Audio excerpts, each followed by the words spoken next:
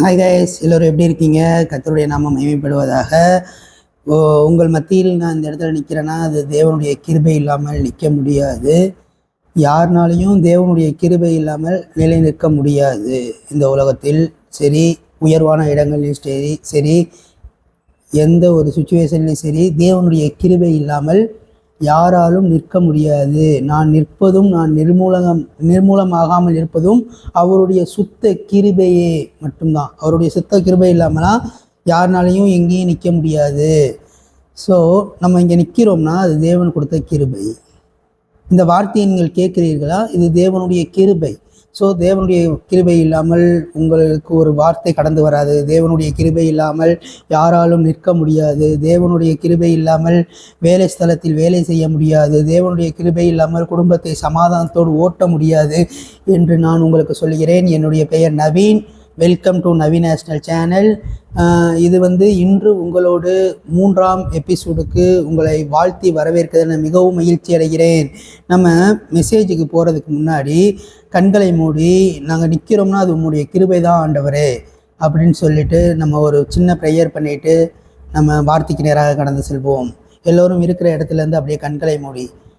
ஓ thank you Jesus, உண்மை துதிக்கிறோம் ஆண்டவரே, உண்மை போற்றுகிறோம் ஆண்டவரே. ஏசப்பா ஸ்தோத்திர ஆண்டவரே, இந்த நாளை கொடுத்ததுக்காக நன்றி செலுத்துகிறோம் ஆண்டவரே. இந்த நாள்லேயும் நாங்கள் கண் விழிப்பதற்கு ஒரு கிருபையை கொடுத்தீங்களா ஆண்டவரே, அதற்காக நன்றி செலுத்துகிறோம் ஆண்டவரே. உலகத்தில் எத்தனையோ இடங்களில் மரணங்கள் நிகழ்ந்து கொண்டிருக்கிறது ஆண்டவரே. ஆனால் எங்களுக்கு எந்த ஒரு சேதமும் இல்லாமல் நாங்கள் கண் விழித்து உன் நாமத்தை மகிமைப்படுத்துவதற்காக நன்றி செலுத்துகிறோம் ஆண்டவரே. இயேசுபா ஸ்தோத்திர ஆண்டவரே, என் நாமத்தை மகிமைப்படுத்துகிற எந்த ஸ்தானத்திலும் நான் இறங்கி வருவேன் சொன்ன ஆண்டவர், இந்த நேரத்தில் கூட உங்கள் நாமத்தை நாங்கள் மகிமைப்படுத்தி கொண்டிருக்கிறோம் ஆண்டவரே. இந்த ஸ்தானத்திற்கு நீங்கள் இறங்கி வாங்க ஆண்டவரே.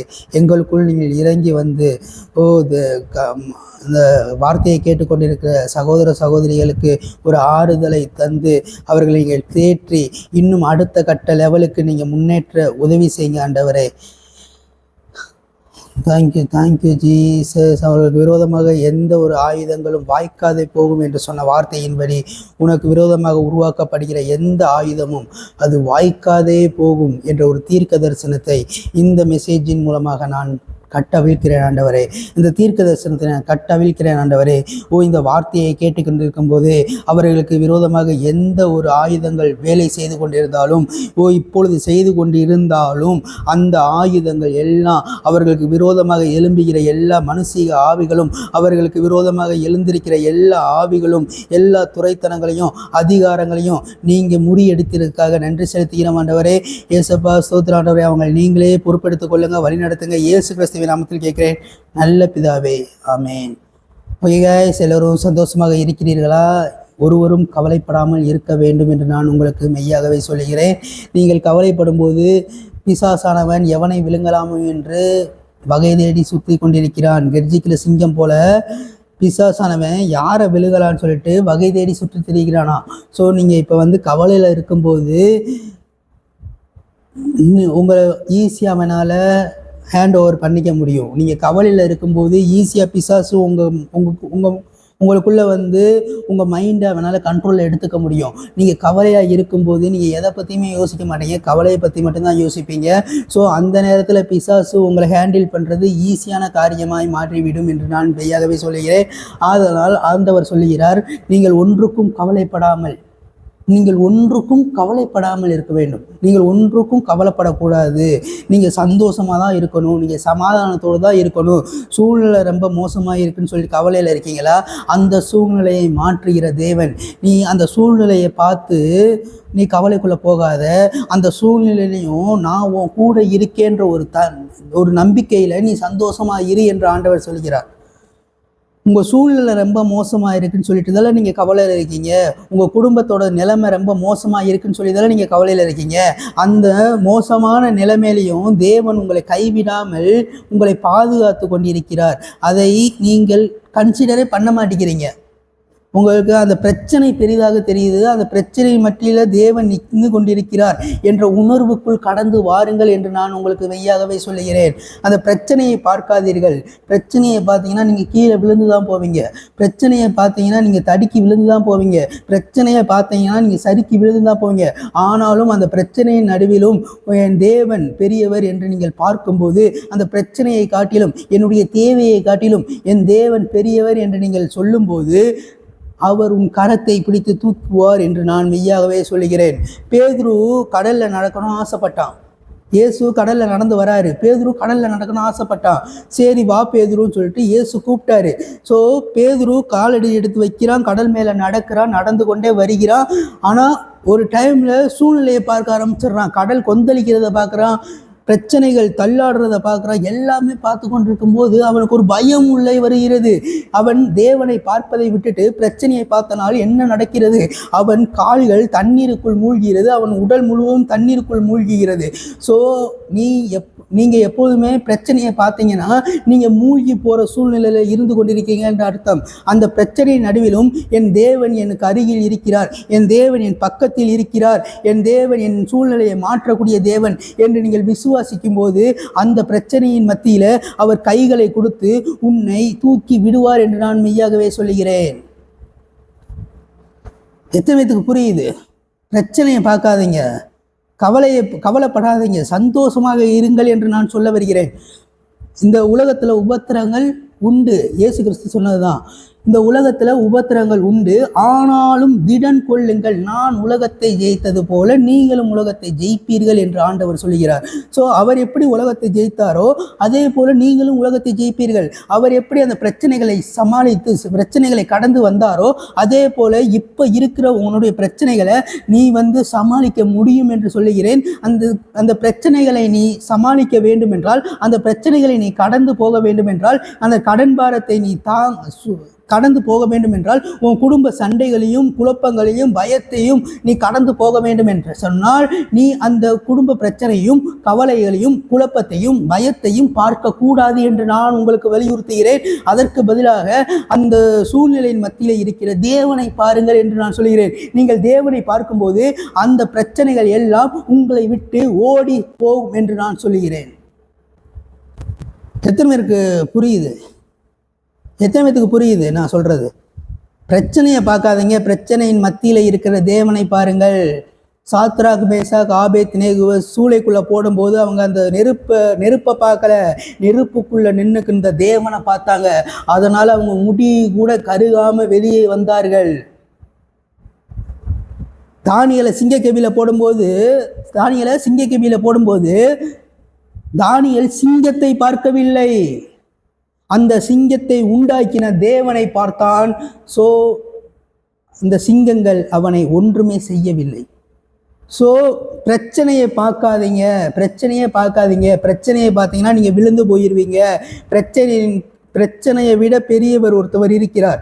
பிரச்சனையை காட்டிலும் உயர்ந்தவர் ஒருவர் இருக்கிறார் உன் மத்தியில், உங்கள் அருகில் அவர் இருக்கிறார். அதிசயங்கள் செய்கிறவர் உன் அருகில் இருக்கிறார். ஸோ கவலைப்படாதே.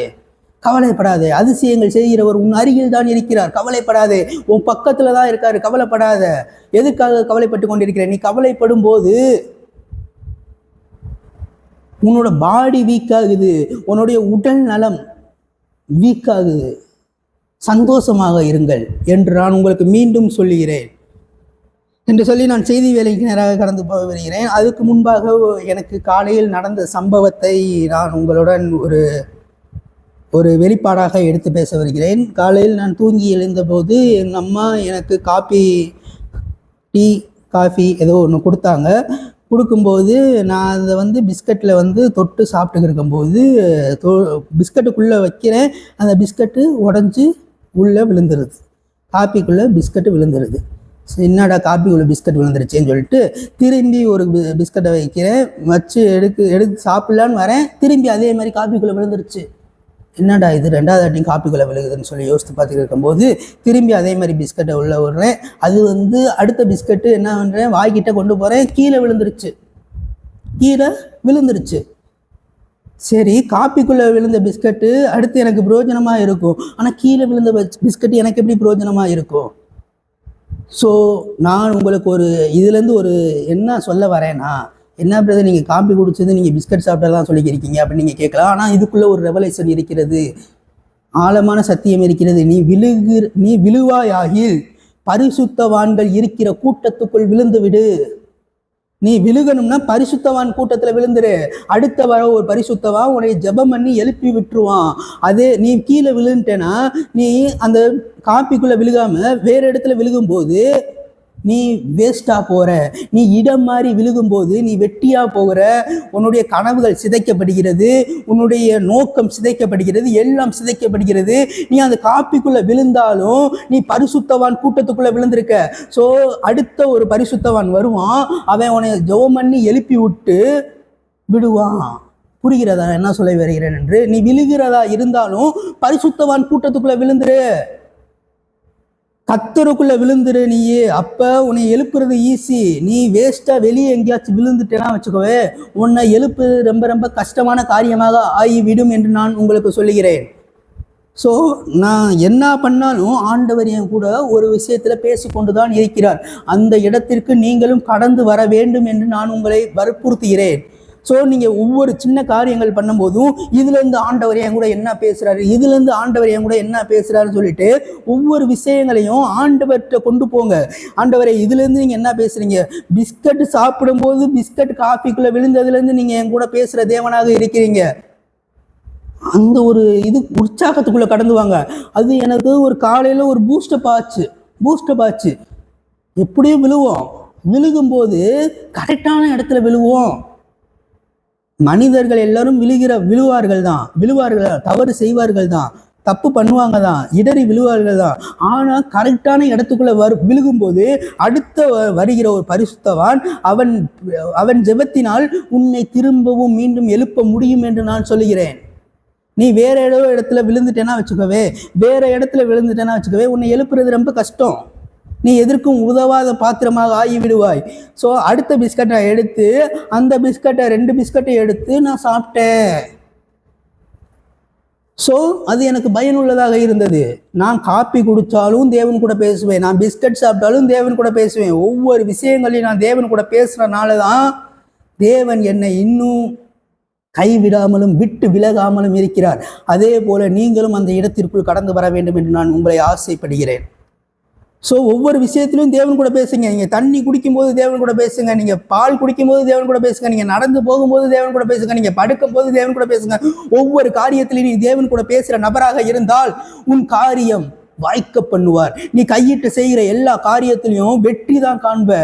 ஸோ கோரேசின் ராஜ்யபார காலத்திலும் யார் ஆண்டாலும் நான் சொல்றேன், யார் ஆண்டாலும் தானியேலின் காரியம் ஜெயமாக இருந்தது போல உன்னுடைய காரியம் ஜெயமாக இருக்க வேண்டும் என்றால் நீ செய்கிற ஒவ்வொரு காரியத்திலையும் தேவனை சம்பந்தப்படுத்து, தேவனை உள்ள கொண்டு வா, அவரை உள்ள இழுத்துடு.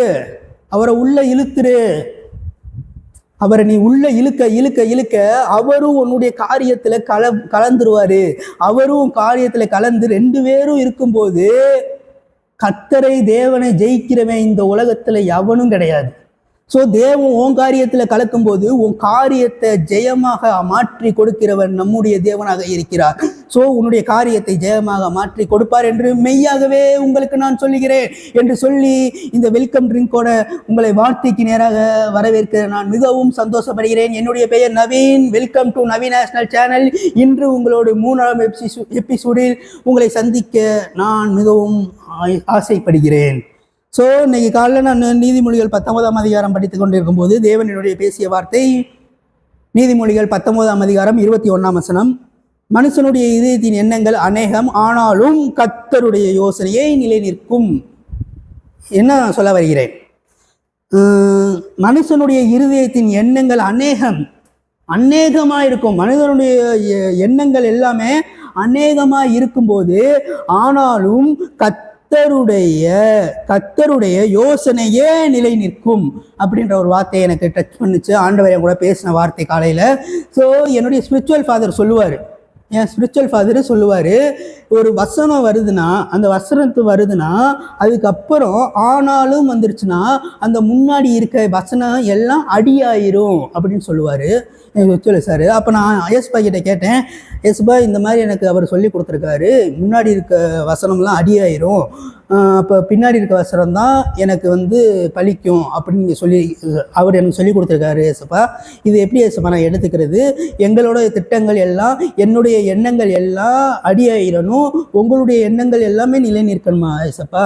அப்போ என்னுடைய ஆசை, என்னுடைய விருப்பத்துக்கு இடம் இல்லையா இங்க அப்படின்னு நான் கேட்கும்போது ஆண்டவர் சொன்னார், உனக்காக, உன் ஒருத்தனுக்காக, ஒருத்திக்காக, நான் இப்போ உங்களுக்கு சொல்கிறேன், என்கிட்ட சொன்னது வந்து உன் ஒருவனுக்காக நான் இந்த வசனத்தை ஆனாலும் இருக்கிறதுல அந்த வார்த்தையை நான் தூக்கி விடுவேன் என்று சொன்னார் ஆண்டவர். ஏன்னா எண்ணத்துக்கு அப்புறம் யோசனை வருகிறது, எண்ணத்திற்கு அப்புறம் தான் யோசனை வருகிறது.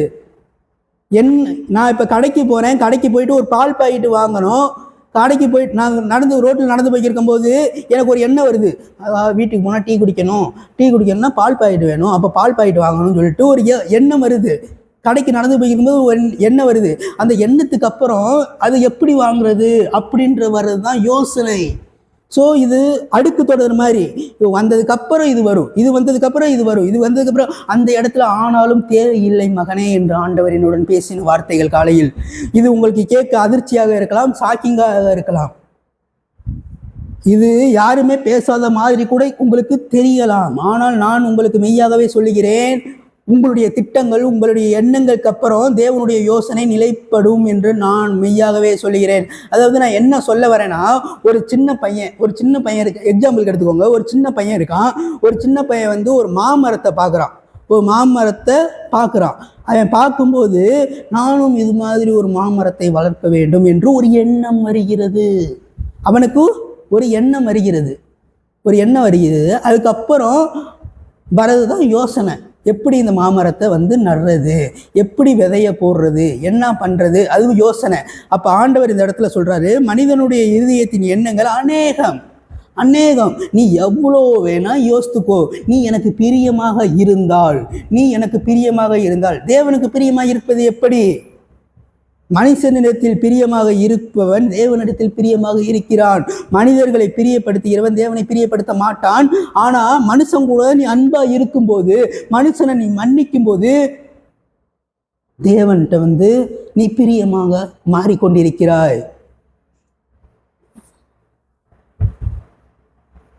சோ அது 17ஆம் வசனத்துல சொல்றாங்க, ஏழைக்கு இறங்கிறவன் கர்த்தருக்கே கடன் கொடுக்கிறானா. ஏழைக்கு தான் இறங்குறான், ஆனா அவன் கர்த்தருக்கு கடன் கொடுக்கிறானா. அப்படி ஒரு ஆளா தேவன் பார்த்து கொண்டிருக்கிறாரு.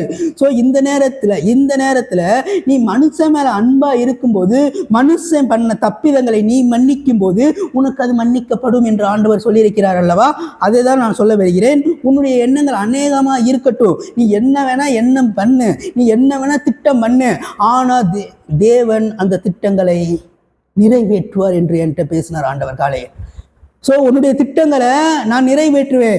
யோசனை என்னோடது, எண்ணம் உன்னோடது. நல்லா கவனித்துக் கொள்ளுங்கள் இந்த வார்த்தையை. எண்ணங்கள் எல்லாம் உங்களுடையது, யோசனை அவருடையது. அந்த எண்ணத்தை கொடுக்க ஆசை தூண்டியவர் அந்த எண்ணத்தை உங்களுக்கு தூண்டுறதே அவருடைய பிளான் தான். அது ஒரு அதிர்ச்சியான உண்மையை சொல்கிறேன். நீங்கள் ஒரு பெண்ணை திருமணம் பண்ணுவதற்கு முன்பாக உங்களுக்கு அந்த பெண் மீது ஆசை வருகிறது என்றால் அது தேவன் கொடுக்கிற எண்ணம் என்று நான் சொல்கிறேன். இது நிறைய பேருக்கு வந்து என்னடா இது வல்கரா இருக்கு, ரொம்ப வந்து இவர் இப்படிலாம் பேசுறான்னு தோணும் உங்களுக்கு. ஆனால் தேவனியை கூட காலையில் பேசின வார்த்தைகளை நான் உங்களிடத்தில் எடுத்து பேசுகிறேனே தவிர என்னுடைய சொந்த மாம்சத்திலிருந்து நான் எதையும் உங்களிடத்தில் பேச விரும்பவில்லை. நீ லவ் பண்ற ஆளா இருந்தா கூட உன் லவ் எப்படி கல்யாணத்துக்கு நேராக கொண்டு போகலான்னு சொல்லிட்டு ஒரு யோசனையை அவர் கொடுப்பார் என்று நான் உனக்கு சொல்கிறேன். நீ தேவனுக்கு பிரியமாக இருந்தால், முக்கியமான வார்த்தை, நீ தேவனுக்கு பிரியமாக இருந்தால் உன்னுடைய எண்ணங்களை அவருடைய யோசனையாக மாற்றி அவர் நிலைப்படுத்துவார் என்று நான் சொல்கிறேன். இப்படி யார் பேசியிருக்கா சொல்லுங்க?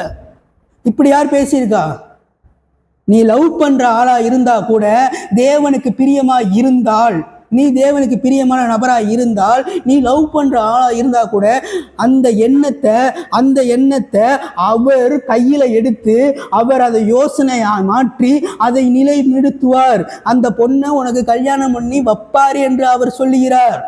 எத்தனை பேருக்கு புரியுது இந்த மெசேஜ்? எப்பா நீங்க ஒரு எண்ணம் உங்களுக்குள்ள வந்துச்சுல, அந்த எண்ணத்தை கொடுத்ததே அவர் தான். எத்தனை பேத்துக்கு புரியுது? அந்த எண்ணத்தை கொடுத்ததே அவர் தான். அந்த எண்ணத்தை அந்த இடத்துல ஆண்டவரே ஆனாலும் வந்திருக்கேன் ஆண்டவரே, ஆனாலும் வந்திருக்கு அப்படின்னா என்ன ஆண்டவரே? அந்த ஆனாலும் வந்திருக்கேன் ஆண்டவரே, ஆனாலும் வந்தா அந்த முன்னாடி இருக்கிற அடியாயிருமே ஆண்டவரே. என்னுடைய திட்டங்களும் என்னுடைய பிளான்களும் என்னுடைய எல்லா முயற்சிகளும் அடியாயிட்டு உங்களுடைய முயற்சி மட்டும்தான் நிலை நிற்கணும்னா அப்ப நான் எதுக்கு ஆண்டவரே? என்னுடைய வாழ்க்கை எதுக்கு? எனக்கு சுதந்திரம் இல்லையா? எனக்கு தனி உரிமை கிடையாதா என்று ஒரு கேள்வி எழும்புகிறதுல, அந்த கேள்வியை எழும்ப விட மாட்டார் என்று நான் சொல்லுகிறேன். உன்னுடைய ஆசைகளையும் உன்னுடைய விருப்பங்களையும் அவர் நிறைவேற்ற போகிறார் என்று நான் சொல்லுகிறேன். இந்த மெசேஜுக்கு அப்புறம் நீ என்ன ஆசைப்பட்டாலும் என்ன விருப்பப்பட்டாலும் அதை அவர் நிறைவேற்றுவார் என்று நான் சொல்லுகிறேன். சோ எண்ணம் உன்னுடையது, யோசனை அவருடையது. நீ இதை இந்த எப்படி சொல்லலாம், விதை உன்னுடையது, அதை மாமரமாக்கிறவர் தேவன். புரிகிறதா நான் என்ன சொல்றேன்? அந்த சின்ன பையன் எப்படி ஒரு மாமரத்தை பார்த்தோனையும் ஒரு ஆசை வருது, நானும் இந்த மாமரத்தை வளர்க்கணும், நான் ஒரு மாமரத்தை வளர்க்கணும், எப்படி ஆசை வருது? அப்ப அந்த விதையை விதை உன்னுடையது, அந்த எண்ணம் உன்னுடையது. அந்த எண்ணத்தை எப்படி மாமரம் ஆக்குவது என்றது யோசனை அவருடையது. எத்தனை பேத்துக்கு புரியுது இந்த மெசேஜ்? ஸோ நான் ஒன்னே ஒன்று சொல்லிக்கிறேன், கர்த்தருக்கு நீ பிரியமா இருக்கிறனா, கர்த்தருக்கு நீ பிரியமான மகனாவோ மகளாவோ இருந்தேனா, நீ என்ன எண்ணம் கொண்டாலும் அந்த எண்ணங்கள் நிறைவேறும் என்று நான் சொல்கிறேன். அது உன் கல்யாணத்துக்குரியதா இருக்கட்டும், நீ வீடு கட்டணுமா இருக்கட்டும், எதுவா இருக்கட்டும், நீ கார் வாங்குறதா இருக்கட்டும், நீ பைக் வாங்குறதா இருக்கட்டும், எதுவா இருக்கட்டும், நீ கர்த்தருக்கு பிரியமாக இருந்தால் உன்னுடைய எண்ணங்கள் அவருடைய யோசனையாக மாறும் என்று நான் சொல்கிறேன். இந்த நேரத்தில் ஆண்டவர் என் கூட காலைல பேசின வார்த்தை இதுதான், உன்னுடைய எண்ணங்கள் என்னுடைய யோசனைகளே என்று ஆண்டவர் என்னிடத்தில் சொன்னார். என்ன ஆண்டவரே? மற்ற ஊழியக்காரர்கள்லாம் சொல்லியிருக்காங்க. நான் இதற்கு என்னுடைய ஸ்பிரிச்சுவல் ஃபாதரை நான் குறை சொல்லவில்லை, நன்றாக புரிந்து கொள்ளுங்கள். அவர் வேறு வசனத்திலிருந்து எடுத்து பேசினார், நான் இந்த வசனத்திலிருந்து பேசுகிறேன். ஏன்னா இந்த வசனத்து எதுக்காக ஆனாலும் வேணான் என்று ஆண்டவர் என்கிட்ட சொன்னாருன்னு சொல்லிட்டு தெளிவாக சொன்னார். அவர் சொன்னது வேற, நான் சொல்றது வேற.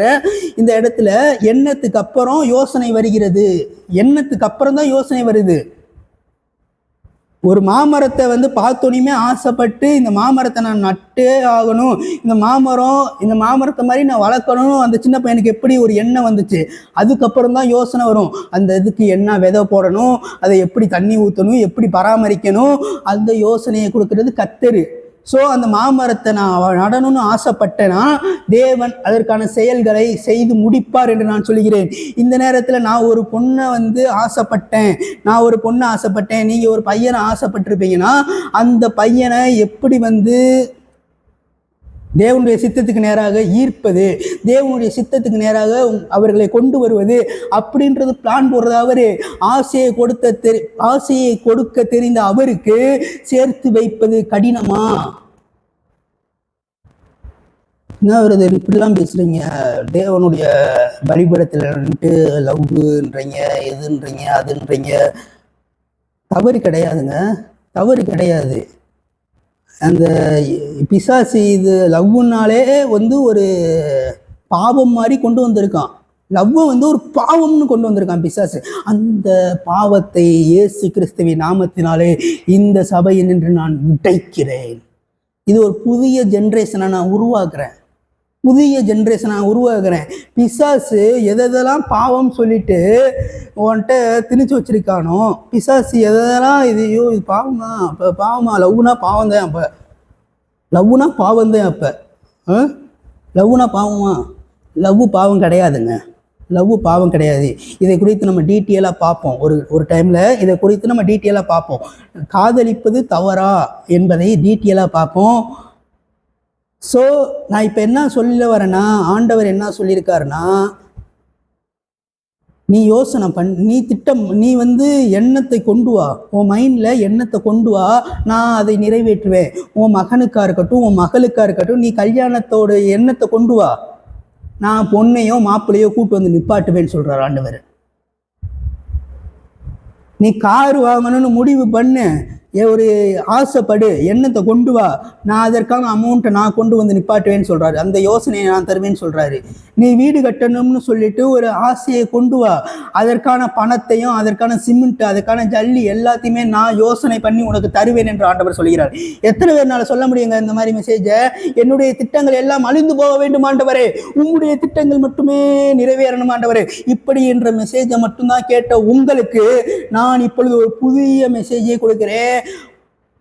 நம்மளுடைய திட்டங்கள் அழிந்து போகாது. நம்மளுக்கு அந்த எண்ணத்தை கொடுத்தவரே ஆண்டவர் தான். அந்த எண்ணத்தின் மூலமாக அவர் யோசனையை நிறைவேற்றுவார் என்று சொல்கிறேன். இந்த இடத்தில் நான் ஆனாலை தூக்குகிறேன். இந்த வசனத்திலிருந்து நான் ஆனாலை தூக்கிறேன். கர்த்தர் என்னுடன் பேசின வார்த்தை, கர்த்தர் என் கூட பேசினாரு. ஆனாலும் வேணாம் தம்பி, ஆனாலும் வேணாம் தம்பி, வேணாம் தம்பி, அதை விட்டுரு தம்பி, ஆனாலும் வேணாம், விட்டுருன்னு சொன்னார் ஆண்டவர். ஸோ நான் ஆனாலை விட்டு விடுகிறேன். நான் அந்த ஆனால்ன்ற வருகிற இடத்த நான் விட்டுறேன். ஸோ ஆனால் இல்லாமல் வாசித்து பார்ப்போமா?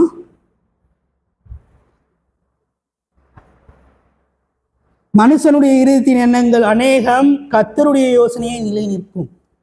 கர்த்தருடைய யோசனையை நிலை நிற்கும். எண்ணத்திற்கு அப்புறம் வருவது யோசனை. ஸோ என்னதான் நீ எண்ணத்தை கொண்டு வந்தாலும் என் யோசனையை நான் நிலை நிறுத்துவேன், உனக்கு அந்த எண்ணத்தை கொடுத்ததே நான் தான் அப்படி என்று ஆண்டவர் சொல்லுகிறார். எத்தனை பேருக்கு இந்த மெசேஜ் ரொம்ப பிரயோஜனமாக இருந்தது? நான் என்ன சொல்ல வருகிறேன் என்றால், விதை மாமரமாக மாறும் என்று நான் சொல்லுகிறேன். ஒரு விதை மாமரமாக மாறும். விதை உன்னுடையது, மாமரமாக்குவது அவருடைய வேலை. விதை உன்னுடையது, மாமரமாக்குவது அவருடைய வேலை என்று நான் மெய்யாகவே உங்களுக்கு சொல்லுகிறேன். ஸோ இப்பொழுது உங்களுக்குள் ஒரு விதை விதைக்கப்படுகிறது. வீடு கட்ட வேண்டும் என்ற ஆசை விதைக்கப்படுகிறது. அந்த வீடு கட்டுறதுக்கு தேவையான பொருட்களை வாங்குவது யோசனை அவருடையது. ஸோ நீங்கள் எண்ணத்தை மட்டும் கொண்டு வாங்க. ஒரு நல்ல எண்ணங்களை நீங்கள் கொண்டு வரும்போது அதை அவர் யோசனையாக மாற்றி கொடுப்பார். எப்படி பண்ணலாம், எதை வச்சு பண்ணலாம், எப்படி இது எங்கே பண்ணலாம், இது எங்கே பண்ணலாம் அப்படின்னு சொல்லிட்டு ஒரு நல்ல ஒரு ஐடியாவை கொடுப்பார் என்று சொல்லி நான் முடிக்க விரும்புகிறேன். கண்களை முடி ஜெபிப்போம். ஏசப்பா, ஸ்தோத்திர ஆண்டவரே, இந்த நேரத்தை கொடுத்ததுக்காக நன்றி செலுத்துகிறோம் ஆண்டவரே. இந்த நேரத்தில் கூட எங்களுக்கு ஒரு நல்ல வார்த்தையை கொடுத்தீங்களா ஆண்டவரே, அதிர்ச்சியான ஒரு ஆலோசனையை கொடுத்ததுக்காக நன்றி செலுத்துகிறோம் ஆண்டவரே. ஏசப்பா, ஸ்தோத்திர ஆண்டவரே, இன்னும் நிறையா மெசேஜ்களை எங்களுக்கு கொடுத்து எங்கள் மனக்கண்களை திறப்பதற்காக நன்றி செலுத்துகிறோம் ஆண்டவரே. இத்தனை நாட்கள் நாங்கள் எங்களுடைய திட்டமெல்லாம் வேஸ்ட் ஆண்டவரே, உம்முடைய திட்டம் மட்டும்தான் ஜெயிக்கணும் ஆண்டவரே என்று ஒரு பார்வையில் நாங்கள் ஓடிக்கொண்டிருந்தோம் ஆண்டவரே. ஆனால் இப்பொழுது எங்களுக்கு புரிந்தது ஆண்டவரே, எங்களுக்கு அந்த எண்ணத்தை கொடுத்ததே நீங்கள் தான் என்று எங்களுக்கு புரிய வருகிறது ஆண்டவரே. அந்த யோசனையை நிறைவேற்றுகிற கர்த்தர் நீங்கள் தான் என்று எங்களுக்கு புரிய வருகிறது ஆண்டவரே. அதற்காக நன்றி செலுத்துகிற ஆண்டவரே, இயேசு கிறிஸ்து நாமத்தில் கேட்கிற நல்ல பிதாவே, ஆமென். ஓகே கைஸ், நம்ம அடுத்த வீடியோவில் பார்ப்போம். அது வரைக்கும் உங்களிடத்திலிருந்து விடைபெறுவது உங்கள் நவீன். இந்த மெசேஜை ரொம்ப நம்ப முடியாத மெசேஜாக இருக்கும், உங்களுக்கு விசுவாசிக்க முடியாத மெசேஜாக இருக்கும். அப்படி விசுவாசிக்க முடியாத நீங்கள் மெசேஜாக இருந்தால் இந்த மெசேஜ் ரொம்ப ரொம்ப உண்மையான மெசேஜ் என்று நான் சொல்கிறேன். இது உங்களால் விசுவாசிக்க முடியவில்லை என்றால் இது உங்கள் வாழ்க்கையில் நடந்தே தீர வேண்டிய ஒரு விஷயமாக இருக்க வேண்டும் என்று நான் சொல்கிறேன். ஏனென்றால் நோவா அந்நாட்களில் மலையை குறித்து பிரசங்கம் பண்ணினான்.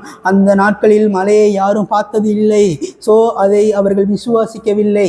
இந்த மெசேஜை உங்களால் விசுவாசிக்க முடியவில்லை என்றால், நம்ப முடியவில்லை என்றால், கண்டிப்பாக ஒரு நாள் இந்த மெசேஜை நீங்கள் விசுவாசித்து தான் ஆக வேண்டும் என்ற ஒரு கட்டாயத்துக்குள் கடந்து வருவீர்கள் என்று சொல்லி உங்களை வாழ்த்தி வரவேற்கிறேன். அதுவரைக்கும் உங்களிடத்தில் விடைபெறுவது உங்கள் நவீன். பாய். இதே மாதிரி நிறைய ரெவலேஷன்ஸ் வேணும்னா நம்ம சேனலை சப்ஸ்கிரைப் பண்ணிக்கோங்க, லைக் பண்ணுங்கள், மற்றவர்களுக்கு ஷேர் பண்ணுங்கள். இதன் மூலமாக நீங்களும் பிரயோஜனம் அடைவீர்கள், நானும் பிரயோஜனம் அடைவேன். கர்த்தருடைய வார்த்தையை நான் பேசுவதில் ரொம்ப மனமகிழ்ச்சியாக உள்ளேன் என்று சொல்வதில் நான் பெருமைப்படுகிறேன். பாய்.